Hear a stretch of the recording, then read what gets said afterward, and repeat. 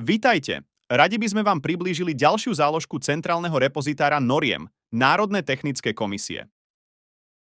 Na národnej úrovni sú zakladané národné technické komisie, projektové komisie, ktoré vznikajú so zámerom vytvoriť zastúpenie skupiny odborníkov, ktorí sa podieľajú na normalizačnej činnosti v príslušnej oblasti.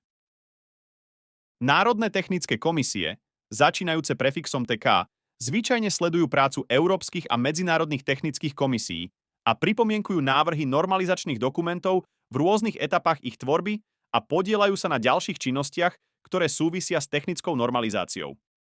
Projektové komisie, začínajúce prefixom PK, sa zakladajú na určitý čas potrebný na vypracovanie pôvodnej slovenskej technickej normy, pôvodnej technickej normalizačnej informácie a po vypracovaní zanikajú.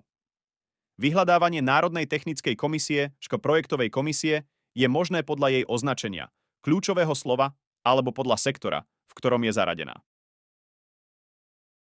Ak vás zaujíma napríklad oblasť informačných technológií a chcete zistiť, či je na národnej úrovni založená Národná technická komisia pre danú oblasť, do vyhľadávacieho pola zadáte požadované kľúčové slovo alebo jeho časť. Ďalšou možnosťou je výber prostredníctvom sektora, ktorý najlepšie vystihuje hľadanú Národnú technickú komisiu a jej oblasť pôsobenia. Po vyhľadaní Národnej technickej komisie sa viete cez jej označenie dostať k ďalším informáciám. V rozšírenom pohľade sú zverejnené informácie o oblasti pôsobenia Národnej technickej komisie, jej tajomníkovi, predsedovi, členoch zainteresovaných stranách. Rovnako tu nájdete aj partnerské európske a medzinárodné technické komisie, ktorých prácu Národná technická komisia sleduje. Ak vás zaujíma oblasť pôsobenia niektorých európskych alebo medzinárodných technických komisí, ktoré má v pôsobnosti Národná technická komisia a chceli by ste sa zúčastniť na tvorbe normalizačných dokumentov, ozvite sa priamo tajomníkovi Národnej technickej komisie.